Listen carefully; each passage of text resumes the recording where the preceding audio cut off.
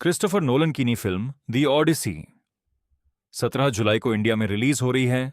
Mat Damon, Tom Holland, Anne Hathaway IMAX पर।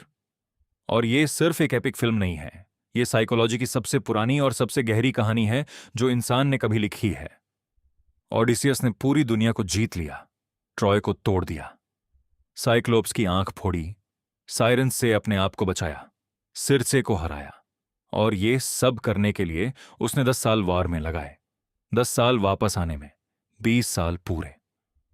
और इन 20 सालों में वह एक ही चीज चाहता रहा, घर, बस घर। और यही ओडिसियस की साइकोलॉजी का सबसे पहला और सबसे इंपॉर्टेंट सवाल है। एक ऐसा आदमी जो सब कुछ कैपेबल था, वॉर जीता, गॉड से लादा, मॉन्स्टर्स को हराया, वो 20 साल तक घर क्यों नहीं पहुंच पाया? क्योंकि प्रॉब्लम वहां बाहर नहीं थी, प्रॉब्लम अंदर थी। ओडिसियस का नाम ग्रीक में एक खास मतलब रखता है, जो डर देता है, जो सफर करता है। वो सिर्फ नाम नहीं था, वो उसकी पूरी जिंदगी थी। और उस दार्डी की साइकोलॉजी समझनी हो तो एक चीज समझनी पड़ेगी। वो क्या है जो इंसान को घर से रोकता है, चाहे वो घर के लिए कितना भी तड़प रहा हो? साइकोलॉजिस्ट्स एक वर्ड यूज करते हैं, नोस्टाल्जिया। ये वर्ड दो ग्रीक वर्ड से बना है, नोस्टोस घर वापस आना और अल्गोस डर्ड। नोस्टाल्जिया लिटरली घर वापस आने का दर्द है। और ओडिसियस इस फीलिंग का सबसे पहला और सबसे ऑथेंटिक एग्जाम्पल है जो इंसान की हिस्ट्री में मिलता है। ओडिसियस घर को मिस करता था, इतना ज्यादा कि वह रात को रोता था, अकेले बैठ के समुंदर की तरफ देखते हुए। लेकिन फिर भी रुका, फिर भी कुछ ना कुछ उसे रोक लेता था। सिरचे के पास रुका, एक ऐसी औरत जो मैजिकल थी, पावरफुल थी, जिसने उससे खुद में खो दिया।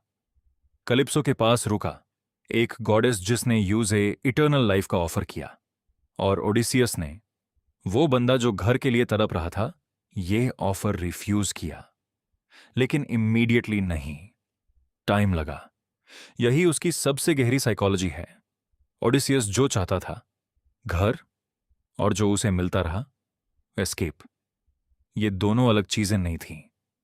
क्योंकि घर वापस जाना मतलब था वो सब फेस करना जो वो छोड़ के गया था। वो डर्ट फेस करना, वो गिल्ट फेस करना, वो सवाल फेस करना कि क्या पेनेलोपी ने वेट किया, क्या टेलेमिचस उसे जानता है, क्या जो इंसान मैं था 20 साल पहले, क्या वह अभी भी वहां हूं?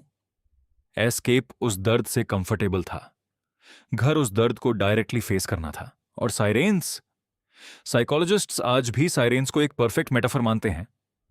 वो आवाजें जो तुम्हें कहती हैं, रुको, सुन लो, यहां रहो, ये बेटर है, ये सेफर है, ये ज्यादा कंफर्टेबल है।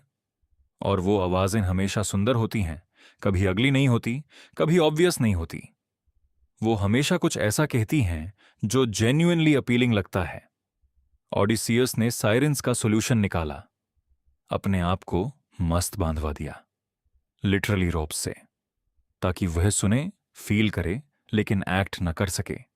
ये साइकोलॉजिकल सेल्फ कंट्रोल का सबसे एक्सट्रीम एग्जाम्पल है जो लिटरेचर में मिलता है। लेकिन ओडिसियस का सबसे इंपॉर्टेंट साइकोलॉजिकल मोमेंट वो नहीं है।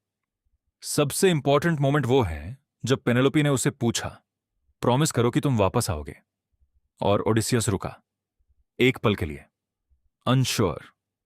वो एक किंग था, वो एक वॉरियर था, वो गॉड से लदा था। लेकिन एक सिंपल प्रॉमिस, मैं वापस आऊंगा, वह देने से एक पल के लिए हिचकिचाए। क्योंकि वह जानता था कि वह प्रॉमिस प्योरली उसके हाथ में नहीं था। क्योंकि 20 साल की जर्नी ने उसे यह सिखाया था कि जिंदगी में कोई भी चीज गारंटीड नहीं होती, चाहे तुम कितने भी कैपेबल हो। यही ओडिसियस की साइकोलॉजी का कोर है।